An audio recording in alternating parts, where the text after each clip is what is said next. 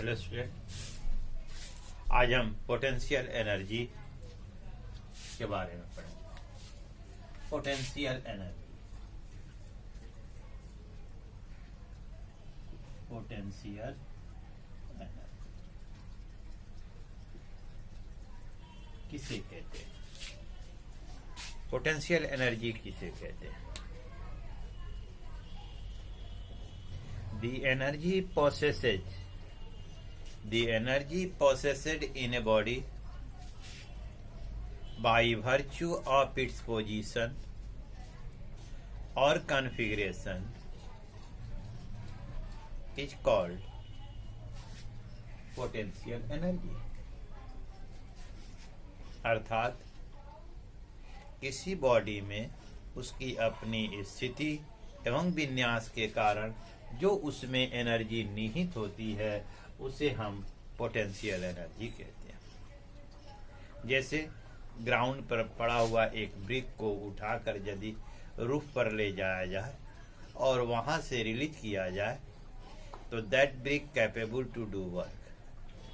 तो उसमें जो एनर्जी ऊपर ले जाने में जो वर्क किया जाता है वह उसमें एक एनर्जी के रूप में स्टोर हो जाती है, तो उसे हम पोटेंशियल एनर्जी कहते हैं। Storing the water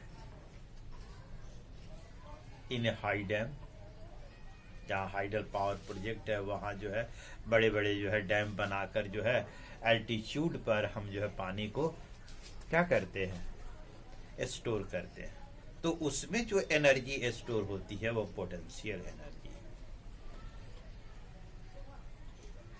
stretched spring, spring को खींचा जाए या जो रबड़ को फैलाया जाए, खींच जाए, स्ट्रेच किया जाए, तो उसमें जो एनर्जी होगी स्टोर होगी उसे हम पोटेंशियल एनर्जी कहते हैं। क्योंकि इससे डिफॉर्मेशन होता है, जब हम स्ट्रेच करते हैं तो इलोंगेशन, इसकी लंबाई में वृद्धि होती है।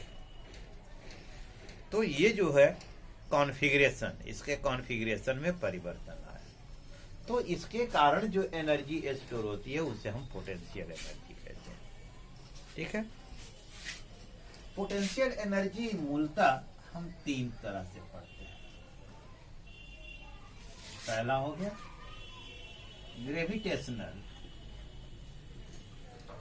ग्रेविटेशनल पोटेंशियल एनर्जी, दूसरा हो गया इलास्टिक पोटेंशियल एनर्जी, और तीसरा हो गया आपका इलेक्ट्रोस्टैटिक पोटेंशियल।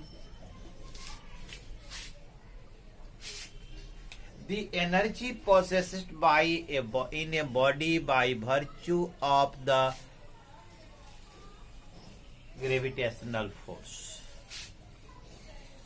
ग्रेविटेशनल फोर्स के कारण किसी बॉडी में जो एनर्जी स्टोर होती है उसे हम ग्रेविटेशनल पोटेंशियल एनर्जी कहते हैं। जैसे हम ईंट को उठाकर छत पर पहुंचाते हैं तो ग्रेविटेशनल फोर्स के अगेंस्ट हमको वर्क करना पड़ता है, तो उसमें जो एनर्जी स्टोर होती है उसको हम ग्रेविटेशनल पोटेंशियल एनर्जी कहते हैं। इलास्टिक पोटेंशियल एनर्जी, जैसे हमने रबर को स्ट्रेच किया, स्प्रिंग को स्ट्रेच किया या कंप्रेस किया, तो उनके शेप या साइज या उनके कॉन्फ़िगरेशन में जो परिवर्तन आता है तो उसमें जो वर्क करना पड़ता है अगेंस्ट द रेस्टोरिंग फोर्स, तो उसको हम कहते हैं elastic potential energy. Electrostatic, the interaction between the two charges, जो इंटरएक्शन होता है दो चार्जेज के बीच में, आइदर पॉजिटिव और पॉजिटिव निगेटिव के बीच में आपको अट्रैक्टिव फोर्स या रिपल्सिव फोर्स लगता है, उसके कारण जो उसमें एनर्जी निहित होती है उसे हम इलेक्ट्रोस्टैटिक पोटेंशियल एनर्जी कहते हैं। तो यहां हम दो ही पढ़ेंगे, gravitational potential energy, elastic potential energy, और इलेक्ट्रोस्टैटिक यहाँ हमें नहीं पढ़ना। तो आइए देखते हैं gravitational potential energy. Gravitational potential energy, gravitational potential energy. Definition अभी हमने बताया, the energy possessed in a body by virtue of the gravitational force. Gravitational force के कारण किसी ऑब्जेक्ट में, किसी बॉडी में जो एनर्जी निहित होती है उसे ग्रेविटेशनल पोटेंशियल एनर्जी कहते हैं। Potential energy, gravitational potential energy को नॉर्मली हम कैपिटल U से डिनोट करते हैं। Now we are going to derive the expression for the gravitational potential energy। Expression हम कैसे डिराइव करते हैं, यानी हम इसके लिए एक फॉर्मूला कैसे डिराइव करेंगे। ठीक है, तो मान लिया कि यहां ग्राउंड पर कोई बॉडी है जिसका मास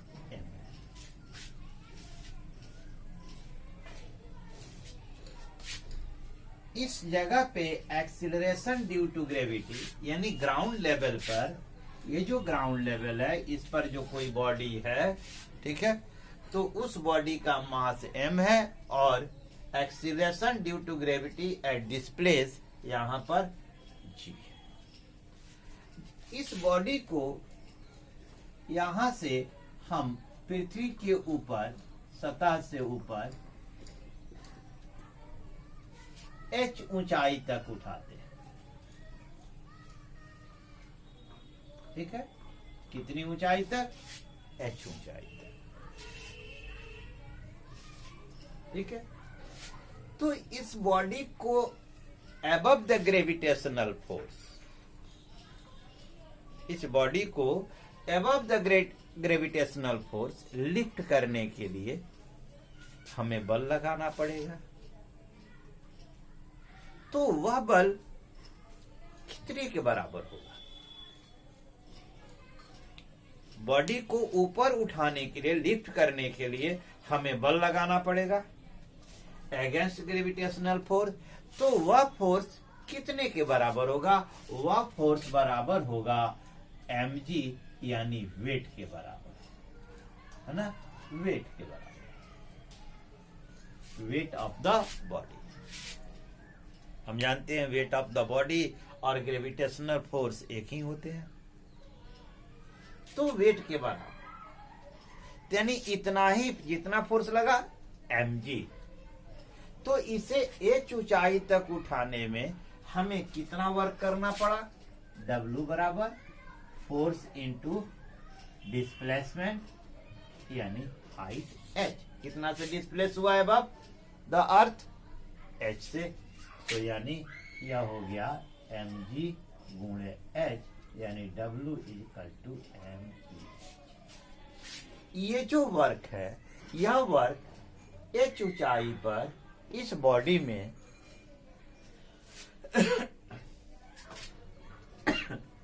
एनर्जी के रूप में स्टोर होता है, जिसे हम पोटेंशियल, ग्रेविटेशनल पोटेंशियल एनर्जी कहते हैं। क्या कहते हैं? ग्रेविटेशनल पोटेंशियल एनर्जी, यानी gravitational potential energy equal to mg।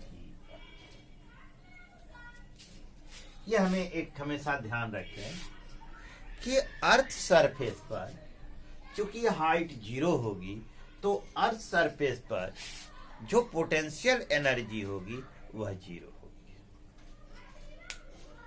हम जब सॉल्यूशन करते हैं तो हमें ध्यान, reference level, what ever the reference level is given, whatever the reference level given, the potential at this reference level will be taken 0। हम जो भी, यह ग्राउंड हमारा रेफरेंस लेवल है, तो इस रेफरेंस लेवल पर पोटेंशियल एनर्जी 0 होगी।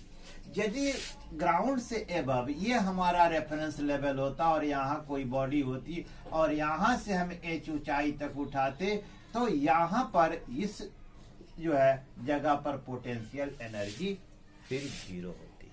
यानी रेफरेंस लेवल हम कहीं से ले सकते हैं। ठीक है, ये हमें एक चीज जो है ध्यान देने की जरूरत है, यानी कि U तब U इक्वल टू mgh, ये ध्यान रखना है। ठीक है, अब हम देखते हैं work done by the conservative force. Work done by conservative force,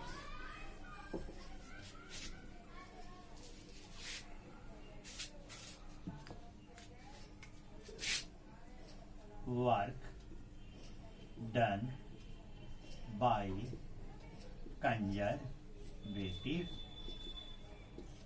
force।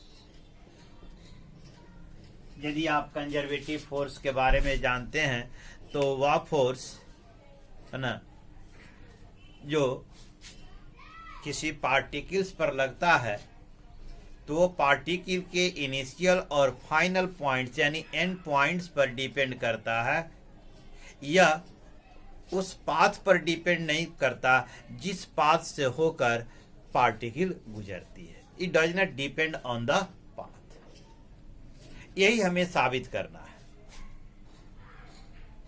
दूसरे शब्दों में कहें कि what happen the work done by a force, है ना, ए particle moving on a close path.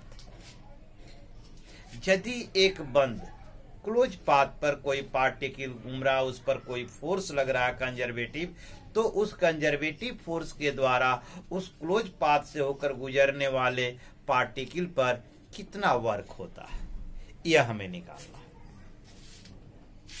तो मान लीजिए, जैसे मान लीजिए कि एक कोई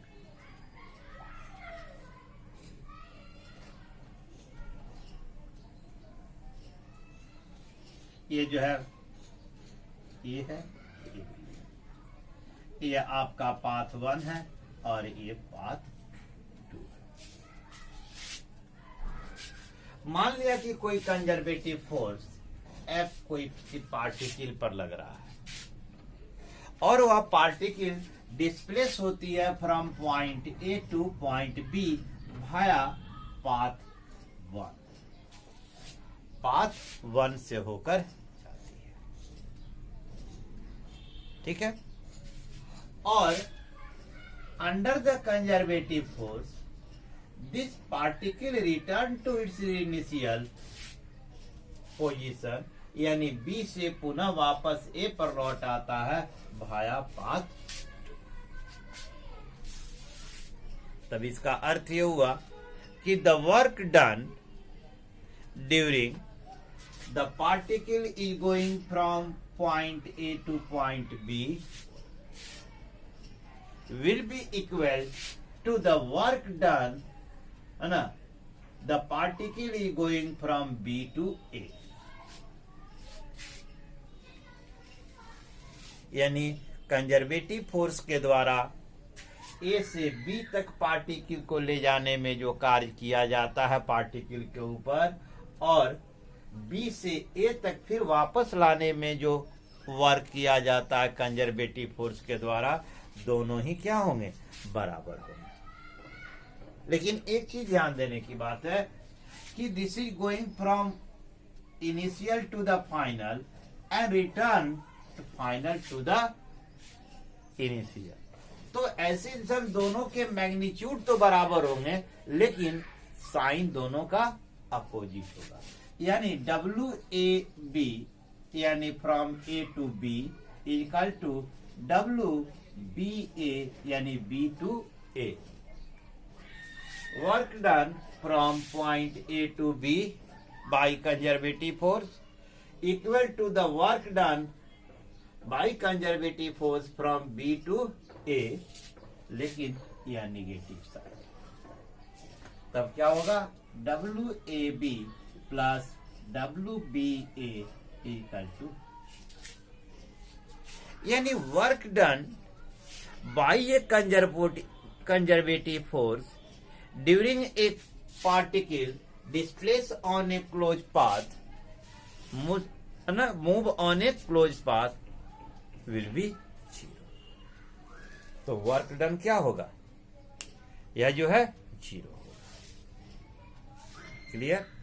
यानी किसी भी क्लोज पाथ पर कंजर्वेटिव फोर्स के द्वारा किया गया वर्क डन हमेशा जीरो होता है, यह हमेशा ध्यान रखें। What will be the work done by the non conservative force?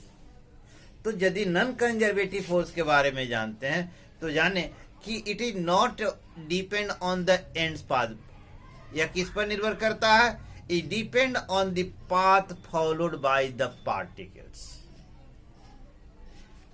Conservative force path पर डिपेंड नहीं करता है, यह एंड्स पॉइंट पर निर्भर करता है। नॉन कंजर्वेटिव फोर्स वह कहां निर्भर करता है? पाथ फॉलोड पर निर्भर करता है। अब आते हैं हम एक दूसरी चीज देखें। बहुत छोटी छोटी चीजें हैं जो बहुत काम देती है। पोटेंशियल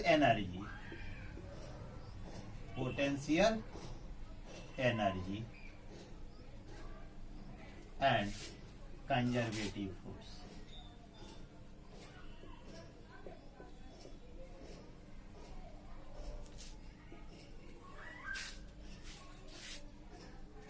बड़ी सिंपल सी चीज।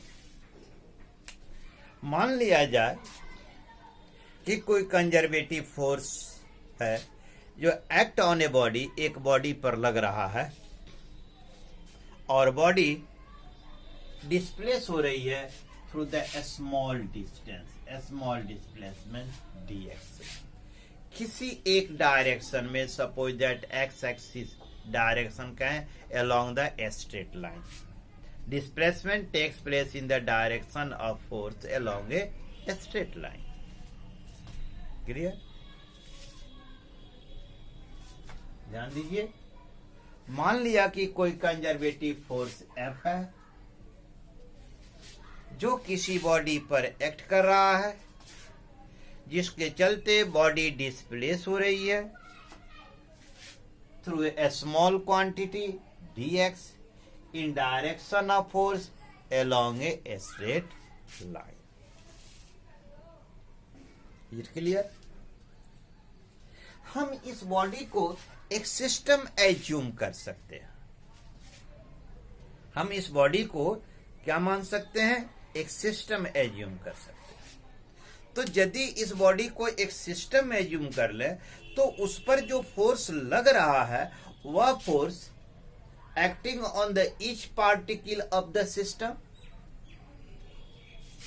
यदि हम एक सिस्टम एज्यूम कर लें कि यह बॉडी क्या है, एक सिस्टम है, तो इस सिस्टम में जो फोर्स लग रहा है वह force acts on each particle and the each particle displace in, suppose that in one dimensional direction, x direction through x dx।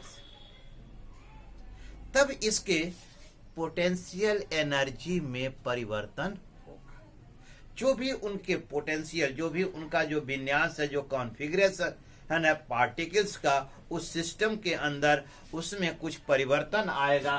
That is the change in the potential energy. तो theory कहता है any change brought in the potential energy equal to the negative any change in potential energy, if any change brought in any change in the potential energy is equal to the negative of the work done by conservative force. यदि मान लीजिए delta U is the change in the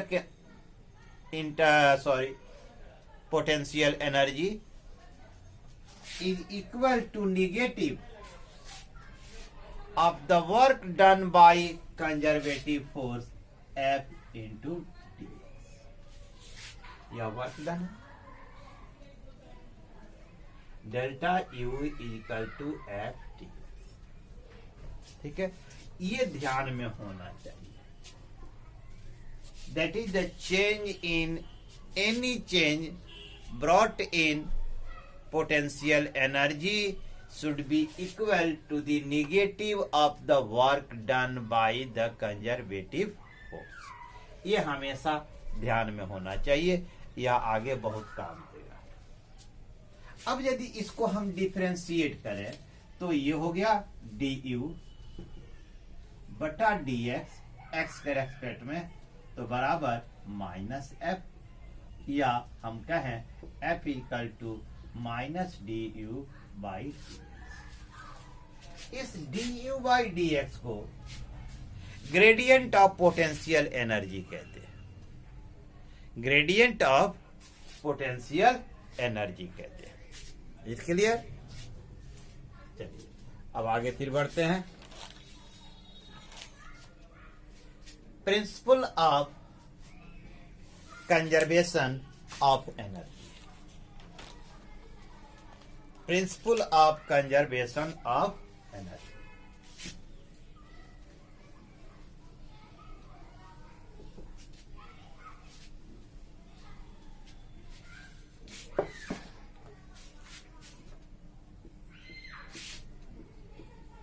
principal of conservation of energy.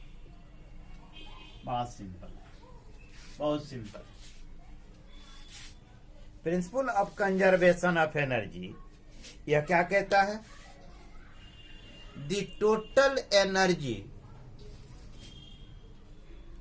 The total energy of A system, हम उसको isolated system कह रहे हैं या एक बॉडी कह दें। The total energy, mechanical energy, the total mechanical energy of an isolated system और a body always be remain constant, always be remain constant if and only if a conservative force acting on that system, acting on that body or doing the work on the body। कहता है किसी system का total जो mechanical energy होती है वह हमेशा conserve रहती है, कांस्टेंट रहती है। कब? केवल, केवल और केवल कंजर्वेटिव फोर्स उस सिस्टम पर काम कर रहा हो तो मान लीजिए हम कंसीडर करें किसी कंजर्वेटिव फोर्स एफ को। We have consider a conservative force F acts on a system और ए बॉडी, किसी सिस्टम और बॉडी पर जो है वह एक्ट कर रहा है। And the body displays through a small amount ds, बहुत छोटे अमाउंट से वह डिस्प्लेस होती है। ठीक है, कितना से? dx से। तब वर्क एनर्जी थ्योरम के अनुसार उसके काइनेटिक एनर्जी में जो चेंज होगा वह दिया जा सकता है delta K equal to F into dx। Work done is equal to change in the kinetic energy. तो वर्क डन यहां पर है क्या? F into dx। क्लियर? और डेल्टा क्या है? Change in the kinetic energy. Clear? यदि हम मान लें कि conservative force also brought the change in its potential energy, इस कंजर्वेटिव फोर्स के कारण उसके पोटेंशियल एनर्जी में भी परिवर्तन हो रहा है। तो हमने पूछा, पीछे देख चुके हैं कि change in the potential energy is equal to the negative of the work done by conservative force F. ये फर्स्ट है, ये सेकंड है। You see both are equal, so delta K equal to minus delta U, या हम ऐसे कहें delta K plus delta U equal to 0। हम ऐसे कर सकते हैं, डेल्टा कॉमन ले लें तो के प्लस यू बराबर 0 या के प्लस यू बराबर कांस्टेंट। ठीक है, यानी इसका अर्थ क्या हुआ, टोटल एनर्जी, काइनेटिक एनर्जी और पोटेंशियल एनर्जी हमेशा क्या होती है, कंजर्व्ड रहती है। ठीक है, अब इसी कंजर्वेशन ऑफ एनर्जी को हम एक दूसरे ढंग से पढ़ते हैं, पीछे पढ़ते आ रहे हैं, 9th क्लास में भी हमने पढ़ा है। The conservation of mechanical energy in A free falling body. जब मुक्त रूप से कोई बॉडी गिर रही हो तो इस कंजर्वेशन ऑफ एनर्जी का एक पहला डिफिनीशन हमने बताया कि the total mechanical energy of an isolated system और a body always be remain conserve if only and only a conservative force working on that system or body। इसको ऐसे भी हम एक्सप्लेन कर सकते हैं, the energy can neither be created nor be destroyed, or the total mechanical energy of an isolated system always be remain conserved, तो आइए देखते हैं how can we derive so the energy remain conserved।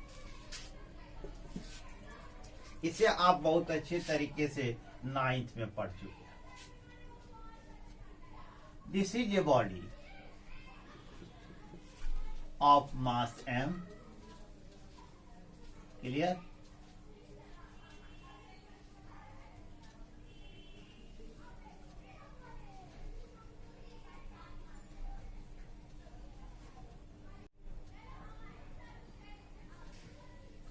यह जो है पृथ्वी की सतह से h ऊंचाई पर है।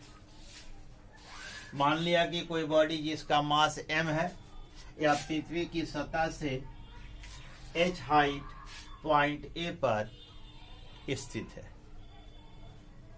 ठीक है, तो इस पॉइंट पर यह बॉडी रेस्ट में है। ठीक है, जब रेस्ट में है तो इसकी इनिशियल वेलोसिटी u बराबर 0 होगी। फिर से ध्यान से सुनिए, एक बॉडी ऑफ मास m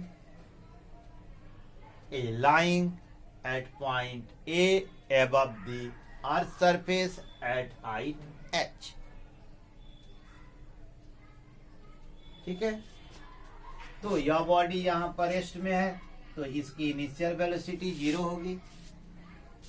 तो इसकी काइनेटिक एनर्जी क्या होगी, काइनेटिक एनर्जी इसकी क्या होगी, 1/2 m इंटू 0 स्क्वायर बराबर 0। और पोटेंशियल एनर्जी इसकी क्या होगी, mgh, mass, acceleration due to gravity और the height. The total energy at A पर क्या हो गई, ke plus p equal to 0 plus mgh बराबर mgh। क्लियर? अब हम मान लेते हैं now release the body to fall down. अब यहां से बॉडी को हम नीचे की ओर गिरने देते हैं। मान लिया कि किसी क्षण वह बॉडी गिरने के दौरान, ठीक है, कहां पहुंचती है? बी पर। ऊपर से इसने कितनी हाइट डाउनवर्ड में तय की? एक्स। वर्टिकली डाउनवर्ड में इसने कितनी डिस्टेंस ट्रेवल की? एक्स। तो ग्राउंड से यानी अर्थ सरफेस पे इस बॉडी की हाइट कितनी रह जाती है? h minus x. कितनी रह गई? h minus x. अब मान लिया कि एट पॉइंट बी जब बॉडी नीचे अंडर द ग्रेविटी गिर रही है तो वो एक्सिलरेट होगी, तो उसमें वेलोसिटी होगी। तो मान लिया कि पॉइंट बी पर इसकी वेलोसिटी क्या है? v है। जिस समय गिरना शुरू की उस समय इनिशियल वेलोसिटी 0 था, बी पर पहुंची तो इसका वेलोसिटी v है। तब वैसी स्थिति में v square minus u square बराबर 2gh फॉर्मूला हम यूज करें तो यहां से क्या निकलेगा? B square minus 0 square equal to 2g और h क्या है? x। तब भी स्क्वायर बराबर 2gx। ठीक है, ये क्लियर? तो बी पर ये काइनेटिक एनर्जी कितनी होगी? 1/2 mv स्क्वायर बराबर 1/2 m इंटू बी स्क्वायर अभी निकाला 2gx, 2 कैंसिल बराबर mgx। और बी पर पोटेंशियल एनर्जी कितनी होगी? देख ले, चूंकि क्या है, हाइट अब किसकी तरह गई है? h माइनस एक्स, तो हो गया mgh माइनस एक्स। तो टोटल एनर्जी एट बी देखें, है ना, टोटल एनर्जी एट बी यहीं पे लिख देते हैं।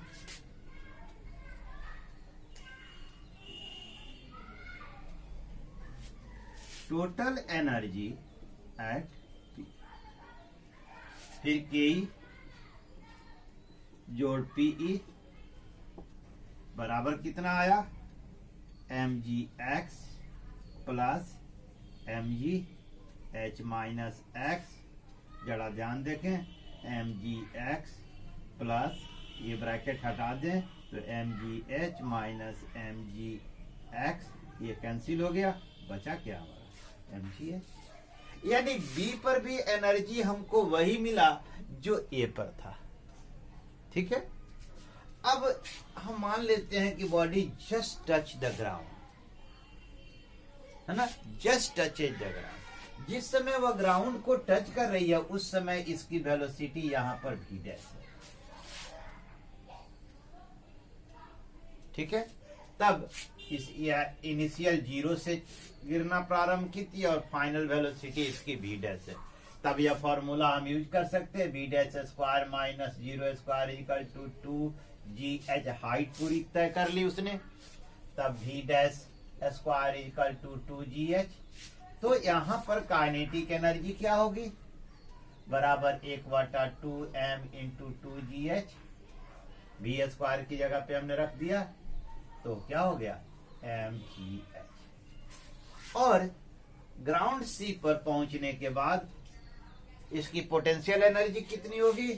Pe इक्वल टू, चूंकि h 0 हो गया तो mg इंटू 0 बराबर, तो टोटल एनर्जी एट सी बराबर क्या होगा? K plus Pe equal to mgh plus 0 बराबर mgh।